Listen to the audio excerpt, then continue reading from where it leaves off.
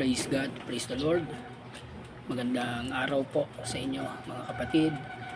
Sa umagang ito gusto ko pong mag-share ng isang topic sa Bible na makikita natin sa Book of Matthew chapter 12 verse 40. Ang sabi diyan, kung paanong si Jonas ay 3 araw at 3 gabi sa tiyan ng balyena, gayon din ang anak ng tao ay mapapasa 3 araw at 3 gabi sa kalaliman ng lupa. Sa English, for as Jonas was 3 days and 3 nights in the whale's belly, so shall the Son of Man be 3 days and 3 nights in the heart of the earth. Praise God. Gusto ko pong pamagatan ng topic natin na paano natin bibilangin yung 3 days and 3 nights. Amen. How to count 3 days and 3 nights. So, sa tagpong ito mga kapatid, ang mga Pharisees ay naghanap ng tanda sa ating Panginoon. At sinagot sila ng Panginoon, itong lahi ng makasalanang ito ay naghahanap ng tanda. Walang tandang ibibigay sa inyo maliban sa tanda ni Propeta Jonas. Kung paanong si Jonas ay napasatya ng balyena sa loob ng 3 araw at 3 gabi, gayon din ang anak ng tao ay mapasa ilalim ng kalaliman sa loob ng 3 araw at 3 gabi. So ito ay tumutukoy sa pagkamatay ng ating Panginoon.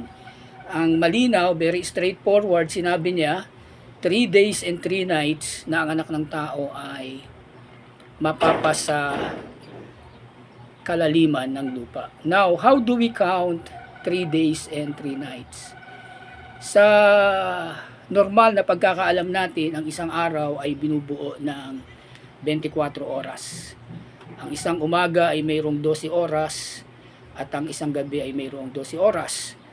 Clear yan na sinabi ng Panginoon somewhere in the book of John chapter 11, di baga na ang isang araw ay mayroon 12 oras. So, if we will going to count, 1 day is 24 hours. 12 hours on day, 12 hours on night, and then 2 days is 48 hours, and then 3 days is 72 hours. So, if we're going to count, 3 days and 3 nights is 72 hours. Now, kailan mag-uumpisa ang araw? According to Genesis 1:5, there's evening and day on the first day. So, ang counting ng days ay nag-uumpisa sa gabi. Gabi, umaga, isang araw. Hindi katulad sa atin, umaga, gabi. So, it goes other way. So, may mga factor yan. So, now, gaano ka-importante yung salita ng Panginoon na siya ay mapasa ilalim ng lupa sa loob ng 3 araw at 3 gabi, kung paanong si Jonas. So, marami tayong mapupulot na topic dito. Unang-una, yung katotohanan ng 3 araw at 3 gabi. Kasi most of Christian believe today na ang Panginoon ay namatay ng Biyernes at siya ay nabuhay na maguli ng Linggo. Now, if we will going to count it, ito ba ay pumapasok sa 3 days and 3 nights na sinabi ng Panginoon? Ito po ay hindi po pumapasok. Dahil kung Biyernes namatay ang Panginoon, yung Sabado ng gabi, isang gabi.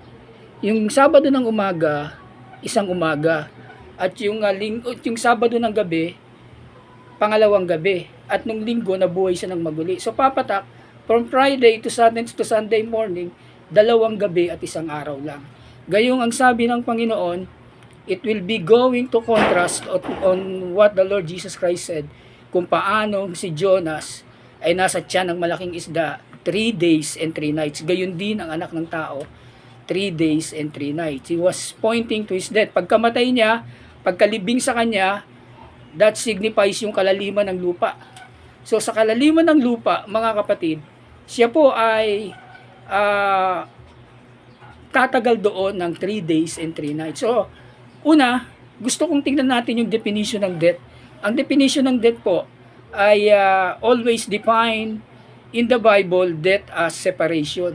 No? Unang ginamit yan sa Genesis, sabi ng Panginoon, The day thou shalt eat thereof, you shall die. So, nung kinain nila yung bunga ng pagkakilala ng mabuti at masama, namatay sila.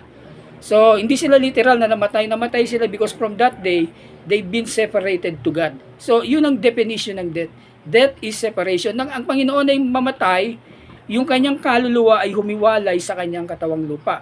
At yung katawang lupa, dinala sa grave, nasa libingan. No? And then his soul departed in the heart of the earth, napunta sa kalaliman ng lupa. So it is another topic that we could see here.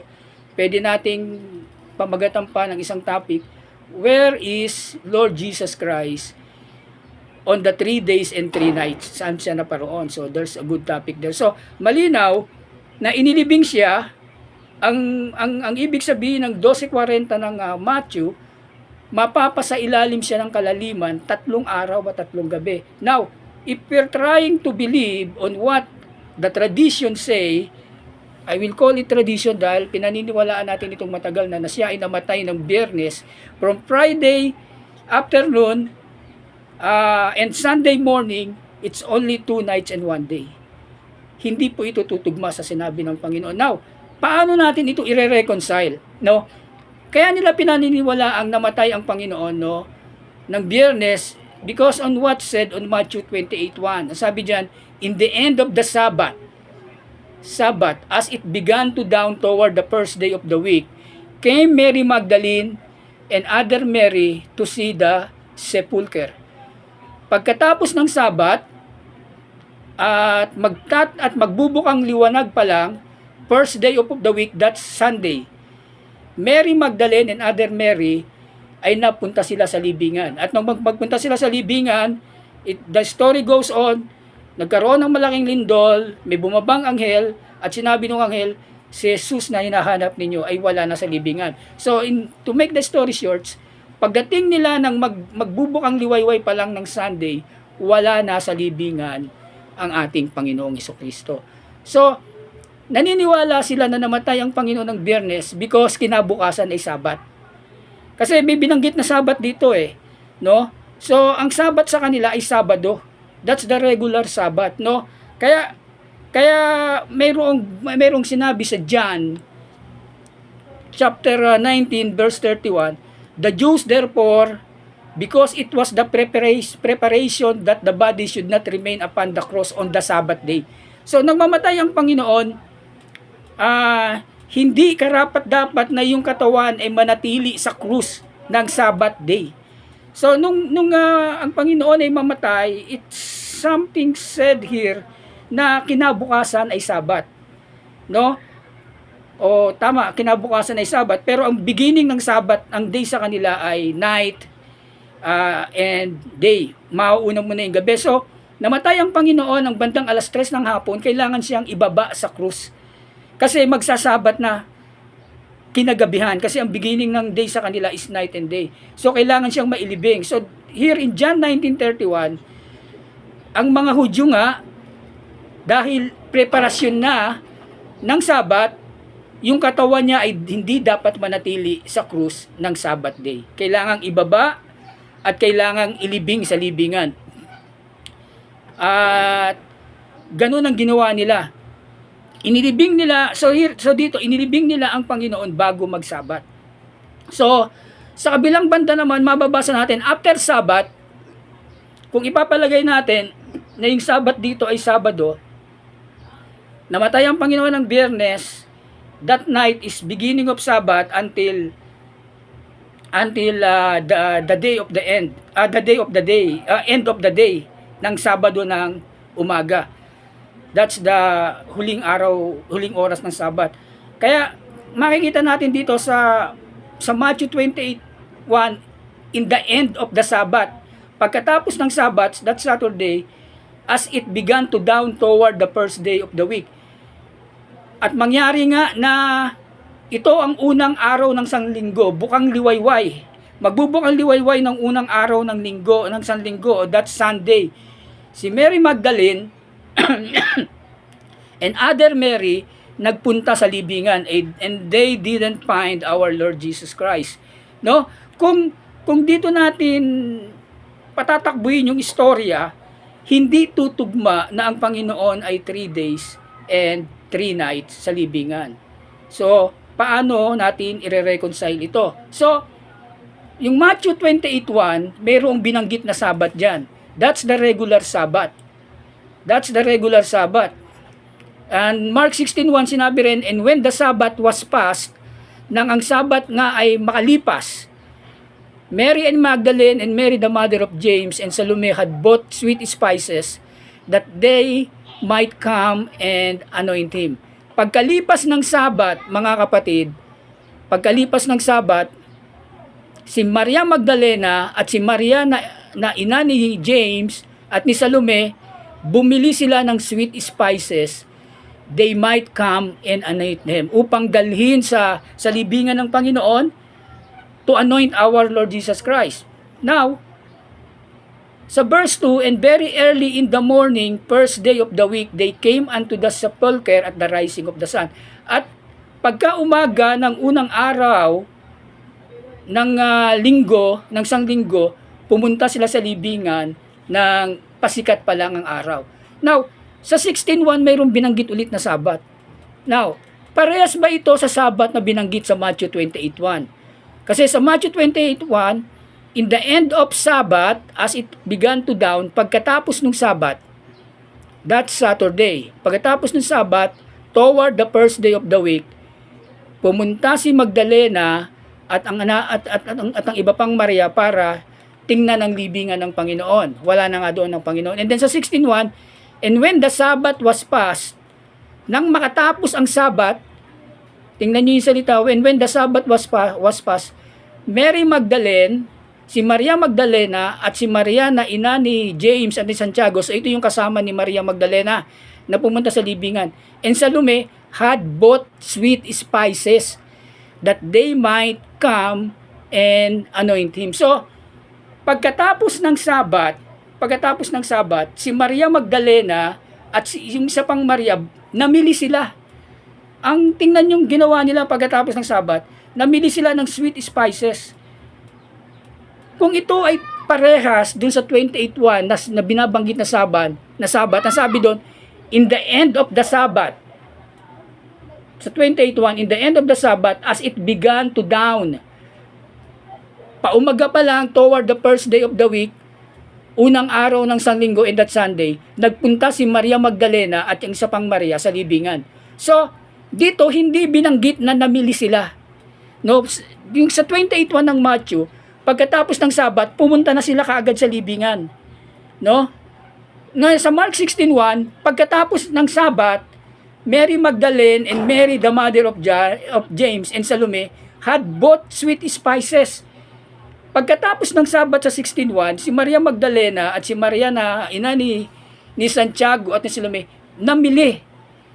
No? How it come? Parehas bang Sabat ang tinutukoy dito? Parehas bang araw ng Sabat? Kasi sa 28:1 ng Matthew, pumunta kagad sila sa libingan pagkatapos ng Sabat.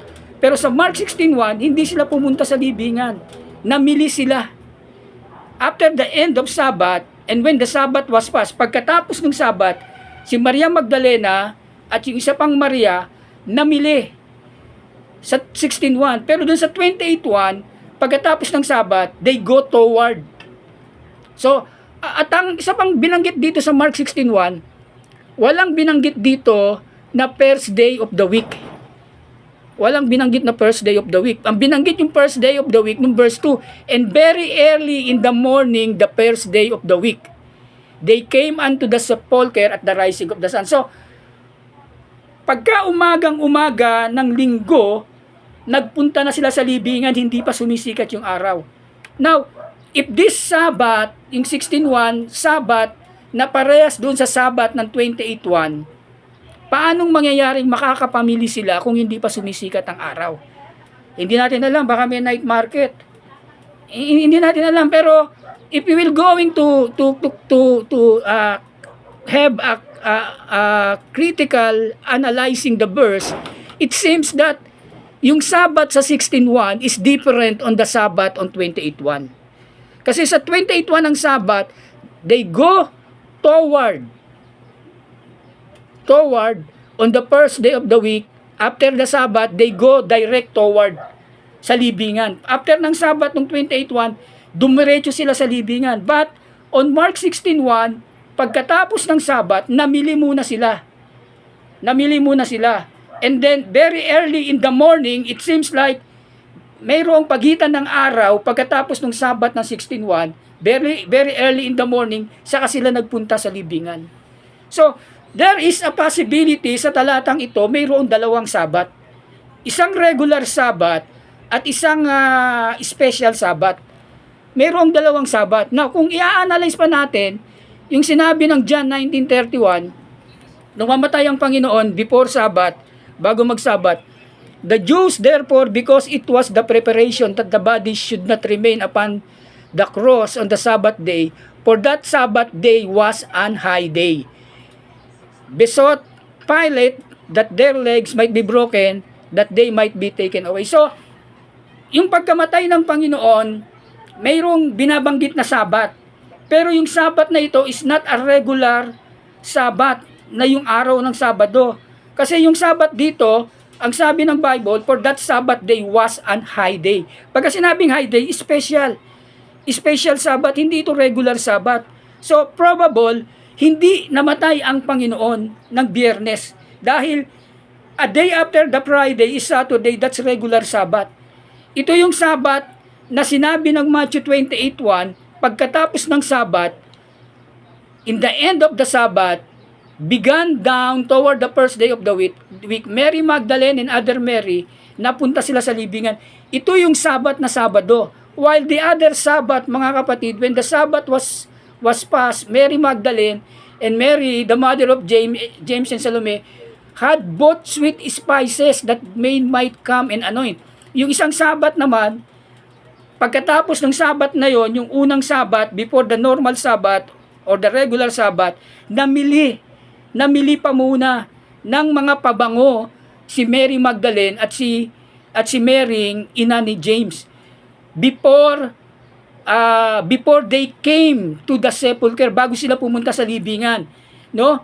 Pagpunta nila sa libingan, bukang liwayway pa. So, it's not possible na makapamili sila before the rising of the sun. No, wala pa siguro bukas na tindahan. So, possibility, namili sila on different Sabat, different pagkatapos ng Sabat. So, possibility, mula doon sa pagkamatay ng Panginoon sa krus ng Kalbaryo, mayroong dalawang Sabat. Yung una, yung regular Sabat, yung pangalawa, yung binanggit ng John 19:31, high day Sabat, no? Nang mamatay ang Panginoon, kailangang maibaba siya sa krus, mailibing kagad, because that Sabat was an high day. Hindi ito regular na Sabat. So, kung if we will applying this, o isa pang katotohanan in Luke chapter 23 verse 53 hanggang 56, ang sabi diyan, verse 53, Luke 23:53, and he took it down and wrapped it in linen and laid it in sepulchre that was hewn in the stone wherein never man before was laid. Verse 54, and that day was the preparation, and the Sabbath drew on. So, nung araw na mamatay ang Panginoon, preparation day for the Sabbath. Papalapit na yung Sabbath. No? And they return, pagkatapos nilang ilagay ang katawan ng Panginoon sa libingan, ang sabi ng Bible, on verse 54,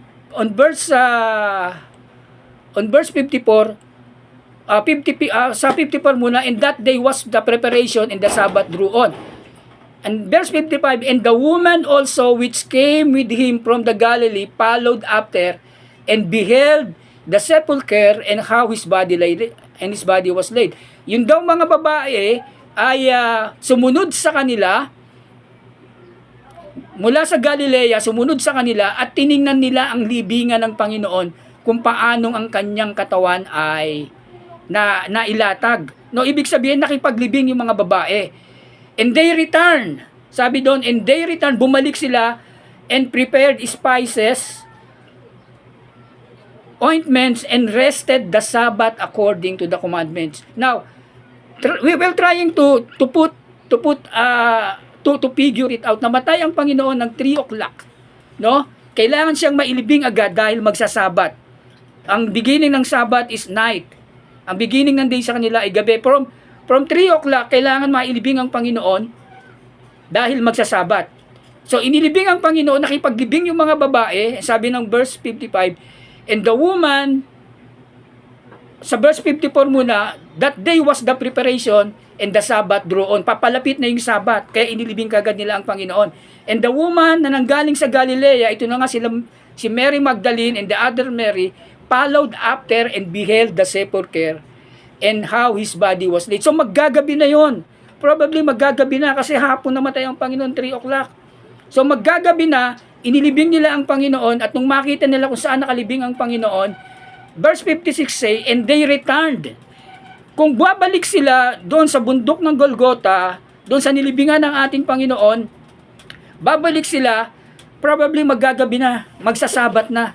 So pagdating ng Sabat, alam na natin na mangingili na sila. But the Bible say, and they returned and prepared spices and ointments, and rested the Sabbath day according to the commandment. May binanggit na namang Sabbath dito. Pagbalik nila, namili sila.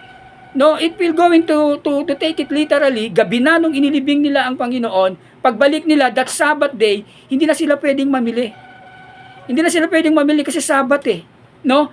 Makakapamili sila after the Sabbath. Ito ay tumutugma doon sa sinabi sa Mark chapter 16 verse 1. And when the Sabbath was past, no, yung Sabat na unang Sabat, that's the high day Sabat. Nang makalipas yung Sabat na yon, sa 16:1 binanggit doon, si Mary Magdalene and other Mary bought sweet spices. Namili sila pagkatapos ng high-end Sabat.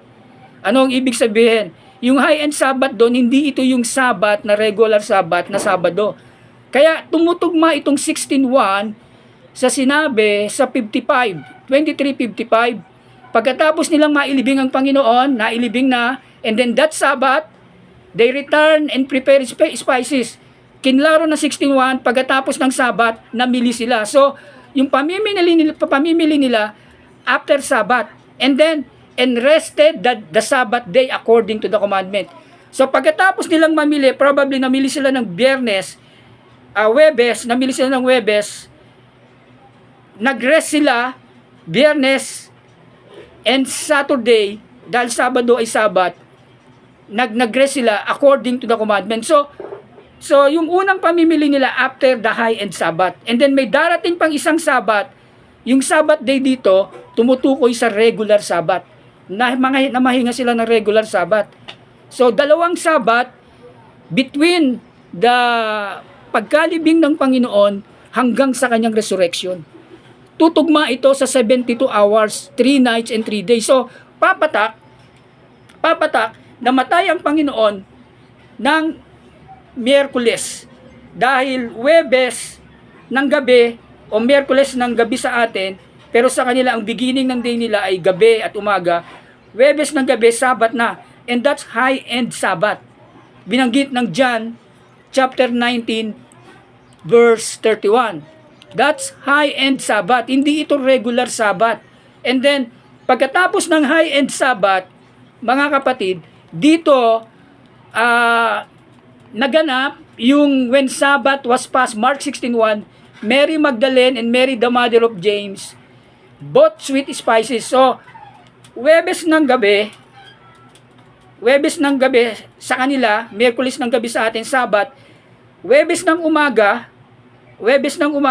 Sabat, and then Biyernes ng gabi, Biyernes ng umaga, doon namili si Mary Magdalene at yung other Mary ng mga pabango at mga spices para i-anoint sa Panginoon. That's after the Sabbath was past.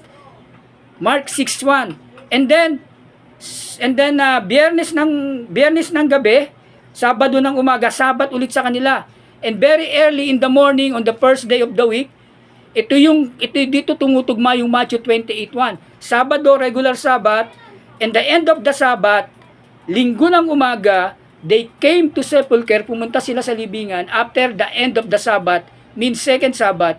Nagpunta sila sa libingan, wala na ang Panginoon. Now, if you're going to count yung sinabi ng Panginoon kung paanong ang anak ng tao ay kung paanong si Jonah ay mapapasa ilalim ng malaking, kung paanong si Jonah ay nasa tiyan ng malaking isda sa loob ng 3 araw at 3 gabi, ganun din ang anak ng tao mapapasa kalaliman ng lupa 3 araw at 3 gabi. So, Miyerkules, namatay ang Panginoon, inilibing siya ang unang gabi, Huwebes ng gabi, Miyerkules ng gabi sa atin, Huwebes ng gabi sa kanila. Ang unang araw ay Huwebes ng umaga, Huwebes ng umaga sa atin. Ang ikalawang gabi ay Huwebes ng gabi, Biyernes ng gabi sa kanila. Ang ikalawang araw, Biyernes ng umaga, Biyernes ng umaga sa atin. Ikalawang araw. Ang ikatlong gabi ay Biyernes ng gabi sa atin, Sabado ng gabi sa kanila.